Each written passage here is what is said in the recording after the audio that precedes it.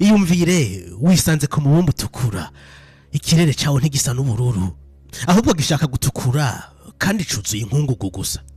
Uhemera mu cuma wambaye, ukikijwe n'agacerere, ico wumva gusa ni muhemu zawe. Urahindukiye kuraba inyuma yawe, kure cyane ku birometero miliyoni 200, uhabona agatara gato cyane, umubumbe w'isi.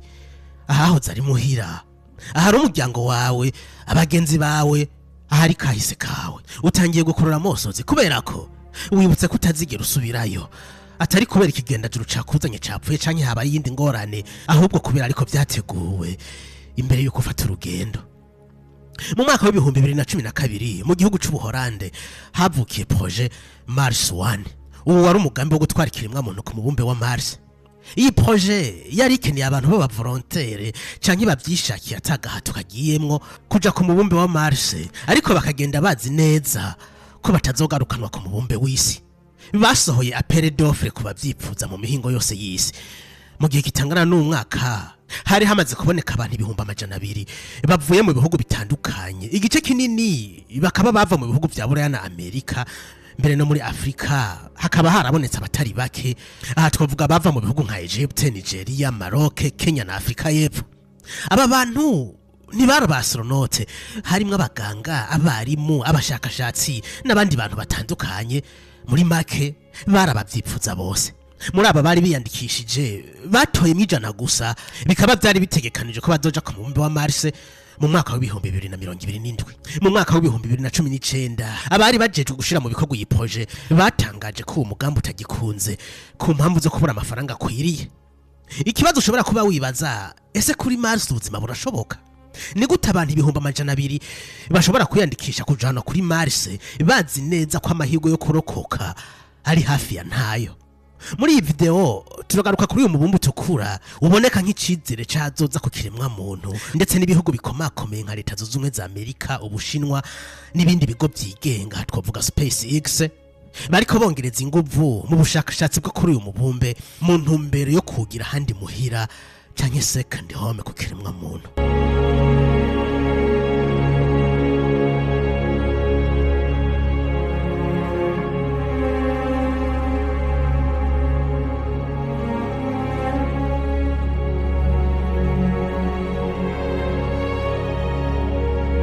Mars ni umubumbe ugira 4 uvuye ku zuba.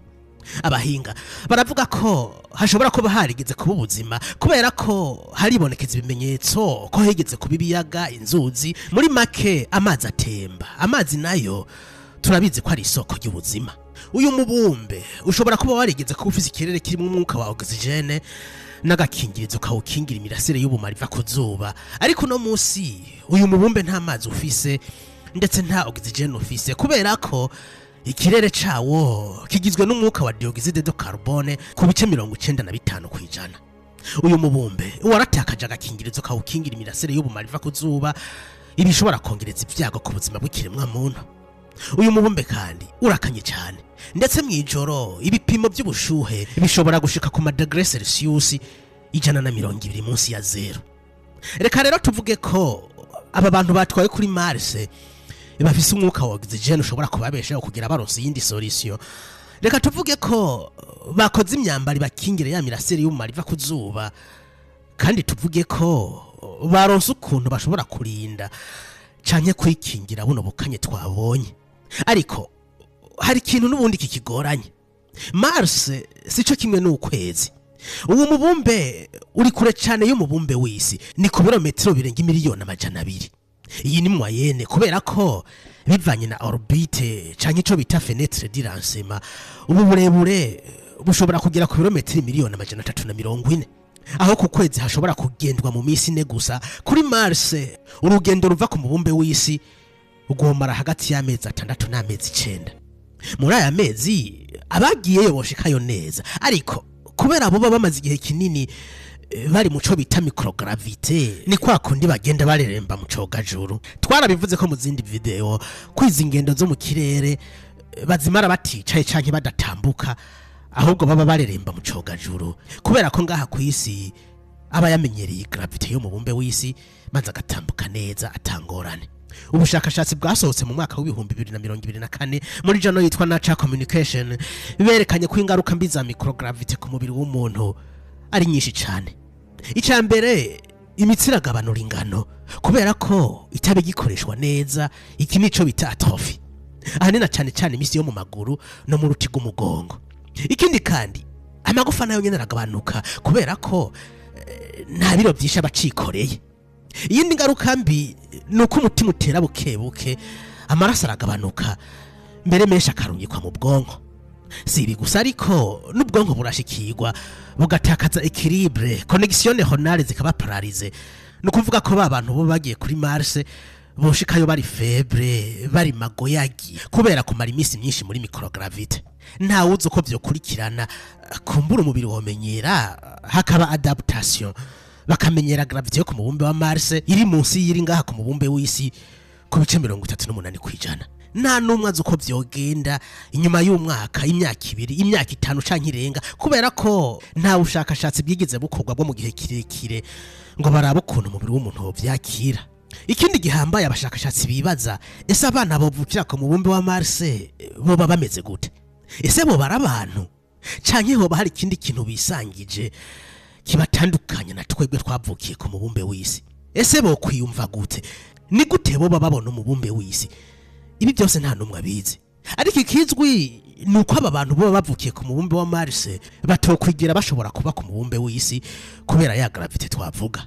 Bishitse bagatembera ku mubumbe wacu, amagufa yabo niyo shobora kwikorera ibiro by'umubiri wabo byoba byiyongereye ku bice 70%. Aba bantu rero biranashoboka ko boba biyumva nk'abamarisien kurusha ko boba biyumva nk'abakomotse ngaha ku mubumbe w'isi. Ivyiyumviro vyabo byohinduka kubera ko ntibo bacizera canke bemera ivyo bigishijwe na societe twavukiyemwo. Vyinshi usanga twemera atari uko ari ukuri, ahubwo ari uko vyemewe na benshi, maze birahinduka bibukuri kwa bose, ico bita verite universelle. Ubushakashatsi bwerekanye ko aba astronaute baba bagiye mu kirere bakabona ukuntu mubumbe wacu arakabiye gato cyane mu kirere gasa n'ubururu, mu kirere kinini cyane kitagira umupaka, bagaruka bafise iyindi myumvire itandukanye niyo bahorana. Kurungika abantu ku mubumbe wa Mars ntibyohindura aba bantu bagiye gusa, ahubwo n'abasigaye ku isi hari ikintu kinini cyo hinduka muri bo. Kwitegereza mu kirere ukabona inyenyeri, ukamenya ko kandi kure cyane ku birometero birenga 200,000 ko hari abantu babayo bameze nkawe. Ibi byohindura uko twari dusanzwe tubona ibintu n'imibumbi dukikije.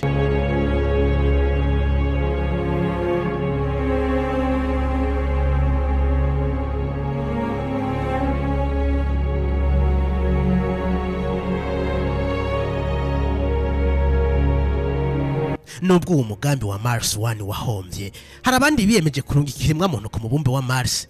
Abandi bashaka kubarungika kugira baze bagaruke ku isi nka kujya tubona ba astronaute bagenda ku kwezi bakagaruka. Aba bazoba bagiye kubayo gutegurira ikibanza abandi bazokurikira. Muri aba bashakashatsi harimo umukire Elon Musk, uwo twaramuvuze ko cyane. Uyu abona ko kugumiza ikiremwa muntu ku mubumbe w'isi ari nko gufata amagi yose wari ufise ukayabika ahantu hamwe. Avuga ati nyabuna turondera ubuzima ku yindi mibumbe, nibyashika akabisanganya kuri uyu mubumbe w'isi, isanganya gituma tuzimangana, hazoba abandi bantu basigara. Mu bavyumva ko si Elon Musk wenyene, harimo n'ibindi bigo by'ubushakashatsi nka NASA ndetse n'Ubushinwa bavyumva uko nyene. Mu mwaka w'ibihumbi 2000 muri mission Tianwen 1 Ubushinwa bwarungitse satellite zunguruka kuri orbit yo mubumbe wa Mars, mu nyuma barungikira robo Zhurong ku butaka bwa Mars. Muri mission Tianwen 3 itegekanije mu mwaka w'ibihumbi 2028 Ubushinwa buzorungika iyindi robo izofata ama echantion ku mubumbe wa Mars maze yagarukane ku isi bayanalize muri laboratoire mu ntumbero yo kwiga mu buryo bwagutse umubumbe wa Mars, mu kuraba mu by'ukuri ko higeze kuba ubuzima n'ibindi bizobafasha kurungika ikiremwa muntu kuri uyu mubumbe muri kazoza.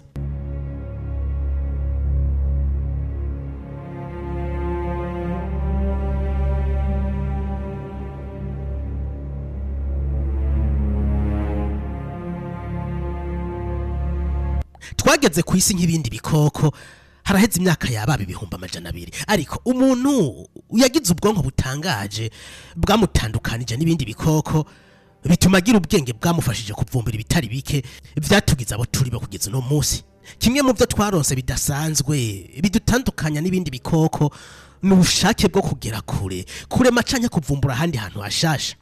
Harabaye haba explorateur bakaja bukibiyaya, ibiyaga, imisozi, ndetse bamwe bashira ubuzima bwabo mu kaga kugira bazobakomokako bazobeho neza bisanzuye. Nta nkeka rero kwize exploration canke découverte zishobora kubandaniriza no kuyindi mibumbe, nubwo abambere bizosa nkaho bazoba bagiye kwiyahura ntibazoba biyahuye, bazoba bitangiye abandi, bazoba bitangiye ikiremwa muntu kandi ntibazigira bibagirwa.